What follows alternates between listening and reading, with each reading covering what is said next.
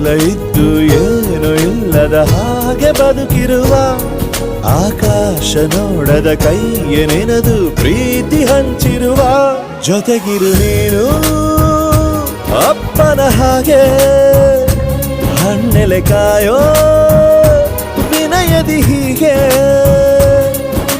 ನಿನ್ನನು ಪಡೆದ ನಾವು ಪುನೀತ ಬಾಳು ನಗು ನಗುತ್ತಾ ಬೊಂಬೆ ಹೇಳುತ್ತೈತೆ ಮತ್ತೆ ಹೇಳುತ್ತೈತೆ ನೀನೇ ರಾಜಕುಮಾರ.